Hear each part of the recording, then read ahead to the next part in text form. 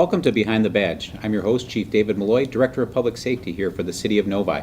And it's certainly my honor to introduce Assistant Chief Eric Zinser.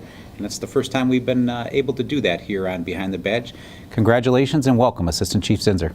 Thank you, Chief. It's an honor to be here. Well, it was certainly an honor a few weeks ago to promote you to the rank of Assistant Chief here in the Novi Police Department. And you're going to be overseeing all of our operations assets, so basically all of our uniform assets. Tell the audience a little bit about your background, your education, your experience in law enforcement, and what positions you've held prior to your current one. I graduated from Ferris State University in 1991 with a bachelor's degree in criminal justice. I started my law enforcement career on Mackinac Island as a seasonal police officer. From there, my career flourished and grew there. I was promoted to lieutenant in 1994, served there in that capacity for 4 years before I joined the Novi Police Department in 1998. Since I've been to the Novi Police Department, I've been very fortunate to hold numerous different positions, including range officer, field training officer, served as a detective, served in the Crime Prevention Bureau, served as a DARE officer over at Novi Meadows 6th grade house for 2 years. I was promoted to sergeant in 2008, where I served as a road patrol sergeant for 4 years before I was promoted to lieutenant. When I was promoted to lieutenant, I oversaw the road patrol division, 12 officers. I served as lieutenant for 2 years before I was promoted to assistant chief of police. And now in your new role, you're going to be over all of our operations, all of our uniform assets. What do you envision to be some of the changes that you're going to take a look at? Some of the changes I'd like to see is more along the lines of our officers continuing to enhance our community policing initiatives, get out in our neighborhoods, contact the neighborhood associations. What can we do for them? Oftentimes they have issues within their neighborhoods that sometimes don't get addressed, and they turn to us for help to solve those problems. And I think that's a great segue into if there's any homeowner associations out there, or any community groups or neighborhood associations, Village Oaks, Fox Run, Island Lake, whatever it might be, shoot me an email. Go onto our website, look for my email, look for Assistant Chief Zinser's email, send us an email. We'll have a police officer, we'll have a firefighter. They will come out to your homeowners association. If you have a concern, you can send us an email. We can have our community policing supervisors.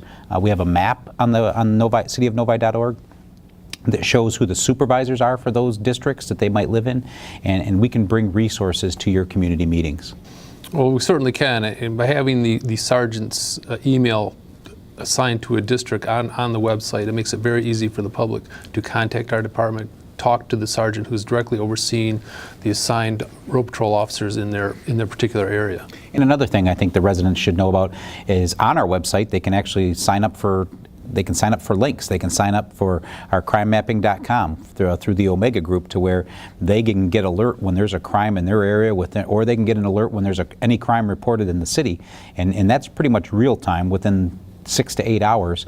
But we also have the Nixle service where people can sign up for traffic alerts. And I know we put several of those out a week as well. Well, yeah, the Nixle works very well. I mean, when there's traffic tie-ups, accidents at intersections, if you're signed up for the Nixle alert, it tells you ahead of time, and if you happen to be traveling through that area, you can reroute yourself to avoid the traffic congestion. And it also, we put on there too, when we have neighborhoods close their streets off for block parties. If you happen to be signed up, you'll know when those things are going on too. Excellent, excellent. Well, thank you for giving us that real brief overview of not only yourself, but also where we're taking our operations section. We're going to take a real quick break here on Behind the Badge, so continue to watch Novi Television. We'll be right back.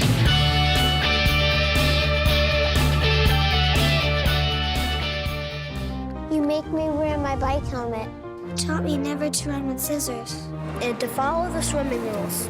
You tell me to stay away from drugs. To always buckle my seatbelt. So why do you keep a loaded gun in your drawer? How safe is that? You asked them to follow some safety rules. Now they're asking you. In fact, they're counting on you. Never let your gun get into the wrong hands. Remember, always lock it up. Visit ncpc.org. Welcome back to Behind the Badge. We are continuing to be joined here by Assistant Chief Eric Zinser. Chief, tell us a little bit about some of the other community programs that we have. I know when residents go out of town, we can help them in that area in terms of keeping their home safe. Well, we have our Home Watch program. You can go to citynovi.org, fill out an application for your home to be for our home watch program, where we will come out 24 hours a day and check your home while you're on vacation. You just tell us when you're leaving and when you're coming back, and periodically while you're gone, we will check on your home to make sure it is safe and that nobody's breaking in. And then obviously we get emergency contact, so if you're out of state, we know who to call, but we also take some of your emergency contact by maybe having a family member who's close or in the area, and they can come back. And I know we do thousands of those a year, not only our men and women in our uniform division, but we also have our handicap patrol volunteers, volunteers from Novi, your neighbors, that come out, and they help do some of those too when the officers get tied up. Exactly. A couple of years ago, we incorporated working our handicap volunteers into the home watch program, because what we were finding, sometimes officers are tied up, they're not able to get by the house right away. Our handicap patrol can check on the house during the daytime when the officer are tied up, and at nighttime the officers get out there all hours of the night to check on the home. If we find a problem, when we have that emergency contact, we can certainly reach out to your emergency contact and notify them. Excellent. What other community programs do we have that residents could take advantage of? We also have our school bus violation program. Oftentimes there's people, they violate the flashing red light on the school bus when the police officer's on around. The school bus drivers can identify, the vehicle. They'll oftentimes get the license plate number. They can go right online. They can fill out the school bus violation form online, submit that directly to our dispatch center, where a police officer can follow up with that. Recently, we're starting to see a trend now where school buses have cameras on them, on their flashing red sign that comes out when they're stopped, so that video evidence is also recorded when the violation occurs. And that's so key with our young people, and regardless of whether they're going to cross the road in front of the bus or cross the traffic area, it's important for the motorist to understand when those red signals are flashing, and that on the newer buses, that stop sign's folded out on the driver's side, they have to come to a stop. Correct. And what a lot of times people don't realize, those signs and those red lights can come on suddenly. And if you're coming over a hill and you're not prepared for it, you could have to slam on your brakes. And it's a good idea to kind of be aware of the hours of the day and just kind of be watching out for the school buses when they may be dropping kids off. So you're kind of prepared ahead of time, rather than having to slam on your brakes and maybe cause a rear-end accident or something along those lines when it happens. Excellent. Talk to us a little bit about directed traffic enforcement. I know we have directed traffic officers, but if a citizen has a concern in their neighborhood, how do they get a hold of us and how do they report that? Citizens can get a hold of us a number of ways. I mean, they can call us on telephone, they can call the dispatch center, they can call the sergeant's office directly. They can go to the website and look at our patrol map on there and hover over their area. It'll again show the sergeant's email address that's assigned to that area, where they can contact them. So we can get that information out to our patrol officers at our daily briefings. So we need to know the times that it's happening and the days that it's happening, so that we can be there for that targeted time and have an effective plan in terms of moving forward. Oftentimes people will call us with a speeding complaint or a complaint of loud music or something. We need to know what time those are happening so we can be there when it's... And I know we always follow what I refer to as the 3E and the 3E rule in terms of traffic safety. Number one is education. If we can educate the motorists, and many times when it's a residential issue, it's really people who live in your own subdivision or other Novi residents who might be visiting, or their children. So education's key.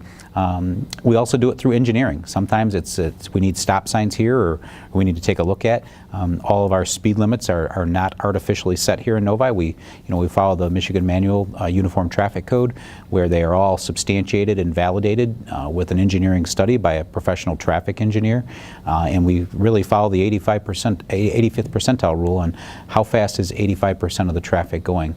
And then lastly is enforcement, and that's always our last option, but sometimes that is an effective option. And when we say enforcement, we're not talking a ticket. Sometimes, as you know, and many times, particularly with some of our younger drivers and maybe some of our older adults, a warning is better than an actual violation.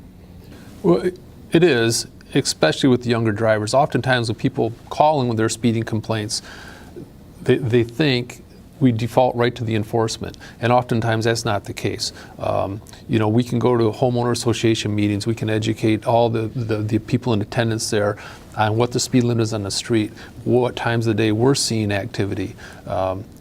Oftentimes people think when we stop cars, it's to write tickets, and that's not the case. A lot of times we stop cars, give those warnings to educate people, because sometimes people are they're just not paying attention, and sometimes they just don't know, and you can have more of an effect on people a lot of times by just telling them, explaining to them what the speed limit is or what the violation was that they had, and now they know for the future. Excellent. Excellent.